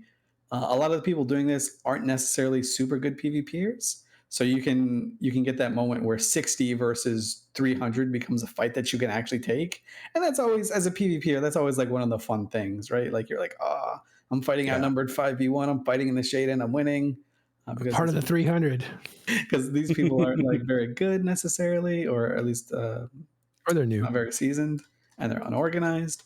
So I think that's the extent of nullsec people interacting with this. But there's going to be a point where nullsec players are like, shit, we need to do this, or man, it would be really funny if this happened and these guys can't use these systems to jump to anymore. And I'm just waiting for that. I hope it's Niarja and people just go for just full chaos on it. The reason I've got this like fascination with Niarja's if you ship anything from Jita south or the Jita to Amar pipe, Niarja's a system you are aware of because it's 0.5 and it's where suicide ganking happens. So if your freighter has 3 bill plus worth of stuff, it's probably going to get suicide ganked. So you're aware of that. You kind of sneak through there. But it also has a blue sun. The Triglavians are interested in it. And they will eventually, like the invasion will go there. And if the Triglavians do win, and like if it goes to final liminality, that's it. Like it doesn't go back to high sec as far as we know. It stays at trig sec, which is basically lawlessness. So that essentially cuts off the supply line from Jita to Amar. It turns it from 9 jumps into 45 jumps if you want to avoid all the low sec areas, which is huge. It essentially turns Amar from the second biggest trade hub, which it is now, to Ren's level in terms of like relevance, right? So there's so many implications there of just cutting Amar off. I don't think like the Imperium cares because they jump freighter out of Jita anyways, but you're talking about cutting off Amar. The implication is maybe Dodixie becomes the next big hub. So maybe you put in some free ports in the Dodixie area, and then you become like the next Tranquility Trade Tower, but in Dodixie. And then you really want Niarja to fall. So there's so many like chaotic possibilities here.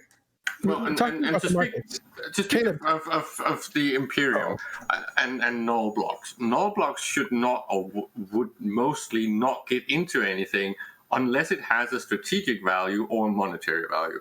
So the answer to your question is when there is actual profitability or strategic importance, and you mentioned some of the reasons that there is actually some importance, well, that's when the null blocks get in there. And when the null blocks get in there, then you actually have content. Well, what I wanted to take a quick detour is to talk about the trade centers and where they used to be and why breaking them up is going to change some things, Caleb. Like, what was the first trade hub? And that would be Ulay, but that was mostly because of neutrality and its central position in the highway system. And this is back to the whole thing of, well, humans always have natural hubs arise. Well, they're not really natural. They're based on geography. They are not natural at all. And when CCP nerfed that geography, then everything shifted. So Jita 4.4 is not player made, it's CCP made, because CCP does actually make the environment and do create the geography. So this is all about what makes a system valuable, and Elise just touched upon it, right? What makes the difference between 9 jumps and 45 jumps? That's geography. It's all about logistics. It's all about geography. It's all about resource value and overheads and costs in time and actual money. Time is money, friend. This is why I keep saying we will get content emerging naturally if we start trusting the simulation. The more simulation is in EVE, the more gameplay and content will be created. And of course, you can say, well, the big blocks will sit on it. Yeah, but they can't sit on it forever because eventually CCP can turn a knob and they can break the monopoly or help you break the monopoly, just like they did with Technetium and bringing in alchemy. So all of these things. Right. Caleb, I'm just trying to summarize for you. More sand, less rules. Yes. Less cement. Tools. Less tools, more sand. We'll figure out how to make the sand into things. Yeah, logistics is. I mean, the logistics point, as Elise was mentioning, and Caleb, this is why I think the nullsec groups really haven't been interested yet. The change is only affecting Crime Watch. We still can't light Sinos. We can't move a large amount of logistics through HiSec. With Sinos, we have to always go around and adhere to low-sec systems. If that were to change, all of a sudden, nullsec entities now have a vested interest because now I can light Sinos and cut through HiSec. And I think at that point, you'll start to see a more uptick of those groups having more of an interest because now you're affecting the logistics chains. Niarja may go low sec, but if I can light a Sino and put a jump freighter into Niarja, that's really nice from a trade route perspective. Good point. And every time you bring these things in, whether you are by activity making something easier or harder, right? Then this is what fluctuates value and how people react, right? So if you make logistics easier, that will of course tank some prices, but it will also create a pressure point of something that can be contested, right? Because then there's value in having done that. And this is what I really want people to start trusting more, because this is what creates points of failure, because if the players are running it, it can fail. Right. Oh, one more thing. The connection from the Forge to Amar goes through Niarja. That's what we're talking about. Is that an artificial connection? Wasn't that made after the fact to kind of tie the North and the South together a little better? They did change the way some routes going through. I don't know if Niarja was one of them, but that's when Jita became like the new go-to place because when they changed the highways used to go through Yulai. Yulai was like the center point of the universe. They tweaked things a little bit away, and Jita was next to where a lot of level missions were, and so it just became kind of like the next big thing, and it was the center point. I don't know if that Niarja connection was made then, but it could very well have been. Yeah, because it's a long jump. But I also think that Jita was kind of close to other regions, so you could kind of get to it. It's not in the middle of the Forge. It's kind of, in the side of Forge that is closer to the center of the galaxy. Well, it dominated because of the market, right? Because of all those agents that everyone was running, and especially because back then it was Caldari Super Race because everyone wanted to play with missiles. So they were easier to get off the ground, yeah. Yeah. So when it came to agent mission running and basically money printing, a lot of that was going on from Jita 4.4, which was the preferred station. So it was really a massive benefit from what was already in the geography. It's also why CCP eventually removed them, just to try to offset that a little bit. And that worked for a period where you actually had almost 4 hubs, trade hubs again. You had Heck, you had Rens, you had Dodixie, and Jita. So it did work, except that they need to do that again. And this is why I bring up things like industry, because as long as there is this massive benefit from staying centralized, and there is no reason to move out, if the profitability of moving out is not there, you won't do it. And this is about real estate value. And if everyone can just pile on and live in downtown Manhattan, they would, right? It's just natural that's what people do, right? And it's the same when there's virus around. They all move out. Well, it's the problem with infinities, right? If there's no sort of diminishing returns or limitations or scarcity, it's the same with why I called it vertical farming when we were talking about anomalies. The fact that you could just keep recycling those things forever and ever means that you don't need to move out and farm elsewhere if you can just do vertical farming. And I'm all for these abundances in real life. But in EVE Online, we need scarcity, we need bottlenecks, we need points of pressure and contention and things that makes us actually want to fight. If they're not there, it's just for the lulz. And this is why when Elise mentioned nullsec, well, serious nullsec does not just go in there for the lulz. If it's just for the fights, that's not reason enough. It will have a minor presence, but until it's profitable, until it's a win condition, they will not get into a market. This is why they got into high-tech structures, because suddenly they saw that there was a lot of money flowing around on Plex markets, right? That's why they got in there, because there was money in it. And now they've gotten their eyes on it, and they see this is something that can create content and conflict. And even though you might not like the casinos, at least it created fucking content, right? Last point. I feel you are bending me back in a direction I don't want to go. I cannot follow you. We're gonna talk after the show, though. Let's finish up with some news here. That is Nelly Segunda back, Elise? I think ProGuard controls it, and it's like it's just taking Sov. I don't think they're gonna. What's he up to? I don't think they're gonna restart Nelly Secunda. Though a lot of people did express interest. Like I was reading the Reddit thread. A lot of people were saying, "Hey, if Nelly comes back, I'm there." I'm there. Yeah. But Smaller I doubt that's gonna happen. I think it's just taking Sov to hold Sov. It would be very interesting. Yeah, I saw them pick up some Sov and cash. I think it was unusual. There was some battles that happened in EVE Online. Oh yeah, there's battles in EVE Online. Like, is there anything big and notable?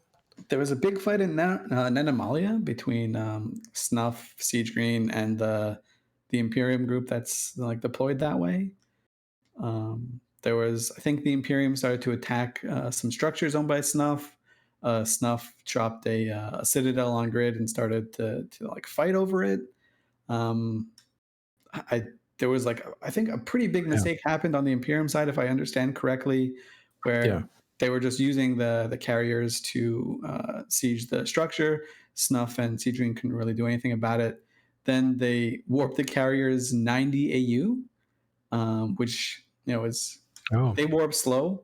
They stayed aggro the entire time because the fighters were still hitting it. So what ended up happening is Snuff and Siege Green kind of set up. They were able to get there first, so they set up on that Astra that the goons at the Imperium had warped to, and what just kicked off a pretty big slugfest there. Yeah, who took the beating and who did it, the beating? I guess. Well, I mean, technically, the Imperium won their strategic objective, but it was quite costly in terms of doing it, because they lost a lot of their capitals there. Because Snuff and Siege Green, especially in that time zone, they're quite strong, right? You got Tau AD, who is one of the best FCs in the game, especially when it comes to the nullsec area. So I think the Imperium lost something like 350 billion in the fight, and Snuffed Out and Siege Green, they lost something like 100 billion. So it was like a 3-1 win in terms of the ISK. Yeah, it's pretty costly. Where's that FC from? He's like the famous Snuffed Out FC. What's his name again? You said it really fast. Tau AD. Oh, okay. And the Snuff fighting with Siege Green, is that a natural alliance there? Siege Green are like really strong in the same time zone that Tau AD is very strong, so it makes sense. Yeah. Okay, so that's two, like, I guess you could call them low sec powers, right? Snuffed Out really kind of dominates low sec, or had in the past, and Siege Green is a Korean group that has been showing us some stuff lately. Like, they've been showing up on some major fights. Yeah, I mean, Snuffed Out is historically a low sec powerhouse. Every time they kind of leave low sec, they don't really like it too much, which isn't like a bash on them. It's not me calling them bad or anything like that, or trying to disparage them in any way. But they are very, very happy being the big fish in the small pond, right? They're happy to dominate the areas that they're in, and they absolutely dominate, right? And they get a kick out of, I know these guys a little bit. They get a kick when nullsec groups like the Imperium come in and try to beat them around, because they know the mechanics of low sec better than these nullsec guys, right? They know that they can put slaves, or not, they're not called slaves anymore. Geez, I forgot you got me too. Yeah. The amulets? I think they're amulets now. They know Yes. that they can run with amulets. They know that there are no bubbles. They know the best doctrines to take in this area, and they just know all that little how to get like 120% out of their ship, which is something that nullsec players, unless they're very very used to low sec fights, that they just don't consider these things. Would you say there's a different brand of player? Like nullsec has different types of players than lowsec does? I think if you took a snuffed out, someone from snuffed out and someone from the Imperium, and you swap them around, I think they would have an enjoyable time, and I think they would both be very good. Like I don't think there's too much dissimilarity there. One of the interesting things that kind of just showcases this mechanic. I was talking to someone from the Imperium, and they had been messing around in the area, and they had their safeties set to yellow, so they didn't screw anything up horribly. So they didn't like accidentally pause someone, so they didn't get flagged, because they didn't want to get just zonked in when they were doing some of the stuff in the invasions. So there's apparently an interaction which most people aren't aware of. The Capital Emergency Hull Energizer, the thing that makes your cap like immune for a little while. It's kind of like the ADC for a cap. You need to have your safety set to red in order to activate it. So the entire Imperium cap fleet there, they went to activate this mod and it just wouldn't activate. So they would just start losing these reds faster than the other side because they had their safety set to yellow instead of red. It's just like this weird like set of interactions that Snuff just are able, like their experience, they know this. And the Imperium just like, that's just a thought that didn't cross their mind. It's not that they're dumb. They're not bad in any sense of the word. Yeah. They dominate nullsec better than anyone else. But there's just a mechanic that they weren't aware of. It's like one of these small little things they will be aware of next time. I'm sure that they won't forget something like that now. But just going into it, that just wasn't a thought. So, yeah, home court advantage. There's something to it. Yeah, absolutely. Snuff does have a home court advantage. And whenever Snuff goes out to nullsec, they get whomped pretty hard because they don't know the ins and outs and the intricacies of that type of combat. But I do know that Snuff guys just love it when a nullsec guy tries to kick them out of low sec. That's their lifeblood. They're like, bring it. I think when Snuff did go into nullsec, they did pretty well ambushing and getting out. But one time when Blackout was in full swing, they actually, or maybe it wasn't Blackout, but it was during that time, they actually took a beating from Dead Coalition because they misgauged something and they got caught. I think they misgauged the will of a Siberian squad to come in with Titans, and they lost a bunch of Titans. Snuff did at the time. But anyway, interesting stuff. Yeah, so it is pretty interesting. And in this fight, Snuffed Out wins pretty big way. I think both sides had a good time, honestly. Right. And I know the Imperium's not going to stop. They're not going to be like, oh, we lost this one fight to Snuff, we give up. Like, that's not going to happen. Right? They're just going to not make the same mistake again. So EVE Online is a game where you definitely capitalize on the mistakes of people. So it feels very good when you can kind of get away with that. All right. So a couple more things here. This dev blog came out called Deciphering Tierside. Did you read that? Did anybody read that? Yeah, it was like a history of Tierside, of like what has already been happened, and a little bit of like, hey, what comes next. It seemed really out of place for an EVE dev blog. I didn't really know what to think of it. I was like, okay, this is cool to know, but it's not like telling me anything.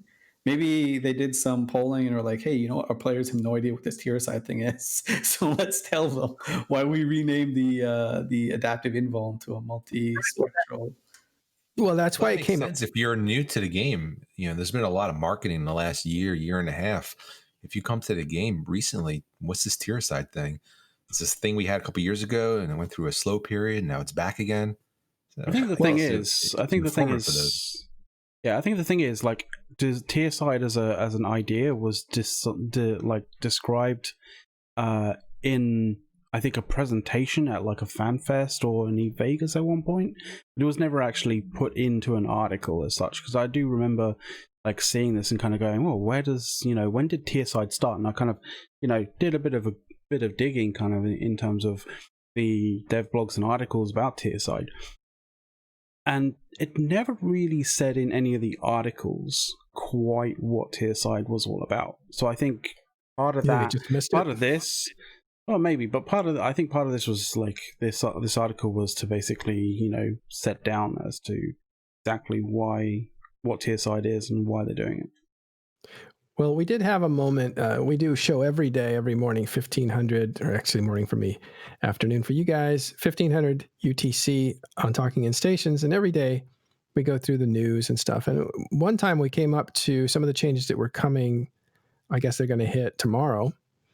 And people were saying, like, can you repeat that? We want to write those down. And we were talking about what some of the names mean. And I thought, oh, people don't know the keys. Like, they don't know that scoped means, more distance on your range and that sort of stuff. And so I wonder if that didn't trigger something in the devs to say, you know what, maybe we should lay this out so people understand what we're doing with it. And it is a really dense dev blog, so you should check it. It's called Deciphering Tierside. Even though it started a long time ago, it's still relevant. You should check it out and get a really good understanding of what some of their changes are and why they're doing them. I will say Tierside as a concept completely changed the landscape of the game, right? I think it made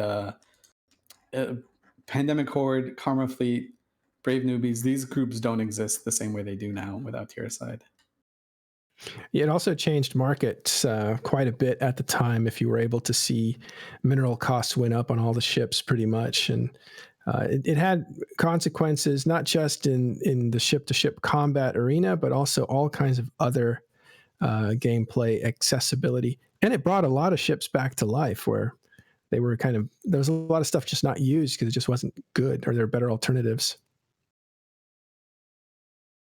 All right. Anything else, guys, as far as news? I went back and looked. It's probably important to note that the Nisua changed from chain sides and faction warfare. So there's like a little bit of a resurgence. In fact, I don't want to say resurgence, but there's stuff happening in faction warfare.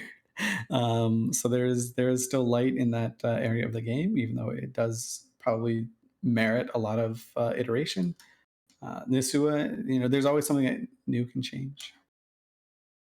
Yeah, so that hasn't changed in, I think, 8 to 9 years. Hasn't changed hands. It belonged to Gallente for the longest time. But it's supposed that a lot of Gallente fighters, and I'm looking at Ashtarothi when I say this, have gone to fight for Triglavians. So Gallente are less active than they used to be, and the Kaldari are making a comeback. I don't know how much of that is true, but it sounds plausible. But faction war is still there. On top of it, you have this new faction war between Edencom and Triglavian. So it's becoming a really interesting layered approach to conflict that's not just player versus player created. I think EVE in general is becoming a little more self-serve, as opposed to wait till your leaders do something for you. Just an opinion. I also think there's emerging news, something that you guys should pay attention to this weekend, and that's in the system of KBP, which is the entryway into Providence. I think there's fights over Sov that they've been going on and off in a non-serious way for the last, I think, month or so. But I think it's picking up the pace a little bit. So if you're interested in what's going on in EVE Online, just kind of keep an eye on what's going on in KBP. Yep. And that's a system? Yeah, KBP 7. It's the entryway into Providence. Probably the most famous system in the South. Well, one of the most famous. Yeah, there's also a movement, it looks like. This is interesting, and I think it's just rumor at this point. I think it's like the Red Rose movement or something. That's not what it is, but it's something similar. Inside of Providence itself, I think there's some people who are unhappy with CVA's leadership of the Provi block. I think that's what I'm hearing. There seems to be some splitting up, maybe a coup. We don't know what's happening there, but there's some movement going on. People are not that happy with CVA, but CVA is doing well in defending their areas against Wrecking Crew, who's attacking and taking Sov, and they're defending it. That is, CVA is defending with the help of Legacy. So lots of stuff going on in Providence right now. Not the usual, just, hot dropping and stuff like that. So yeah, we'll see what's going on. It's interesting. There's also some other group I'm interested in. If you know anything about it, I'm looking for information on the Thieves Guild. Anybody know about that? Is it It's a pseudo mythical? organization, right? I don't know. So all I know is like I started when these Citadels started dropping, and I kept seeing one Tritanium and one Antimatter. I became aware that they existed. I had no idea they existed, and I pride myself on knowing not everything that goes online in the game. That sounds arrogant, but I pride myself on knowing more than just like nullsec stuff. I pride myself on knowing like what these low sec groups are up to, what these high sec groups are up to, what the hip new thing is for the Zoomers and Eve. Like that's like a big point of pride for me, and the fact that these guys were operating for years and I had no idea of their existence kind of humbles me a little bit more. That's kind of what EVE Online is to me. It's like a very humbling experience. But for those that don't know, we talked about it a little bit last week with Sully. But there's a group in HiSec. I think it's actually two groups that kind of share the name. I don't know. But what they do is end up putting one unit of Tritanium in every HiSec Citadel that exists. And so they have this living, breathing map of when Citadels go to low power, when they start gaining unanchored, when they start going abandoned. And what they do is they use this information to scoop Citadels before the owners kind of are able to respond. So they know when these Citadels are going to be on anchor. They can put it in a calendar event. They can go there at the exact time it goes on anchor and scoop it before the owners kind of know what's going on. Wow. Just Thieves a Guild. colossal spider's web, right? I'll have to check it out. We do want to make one correction at the end of the show here, and that is we had Sully on, and he was talking about how this mechanic worked, and he was correct. I don't know who it was that on staff that was talking about it. Apparently, we didn't have it right, but Sully did. So if you listen to last week's show, pay attention to what Sully was saying. Yep. Okay, that's all that we have. Right? Anybody else have one last thing? Good. Okay. Thanks very much for sticking with us. We are going to, again, evolve Talking in Stations to become more of a group effort, more presentations. You'll see. We're going to try to make this interesting for you guys, both as a podcast and also as a visual show, using new tools that we're getting thanks to our Patreons for supporting us. If you want to help out, patreon.com/Matterall. Help us out. We want to continue to bring daily shows for you and this weekend report. And we do it with you, with your help, and of course with your goodwill and your ratings. When you see us out there, give us subscriptions and follows and good ratings and stuff, so we can continue to do this stuff for you. Thanks to Kenneth, who just got into CSM 15. Congratulations to him. Congratulations to all the CSM winners, also the guys that ran good campaigns, and specifically Juvenius did a great job coming out of nowhere and getting a huge amount of support. I want to thank the crew here, especially McLeod, who makes the show possible, Caleb, Elise, Araya. Thank you guys for showing up today. All right. We will see you next time on Talking in Stations.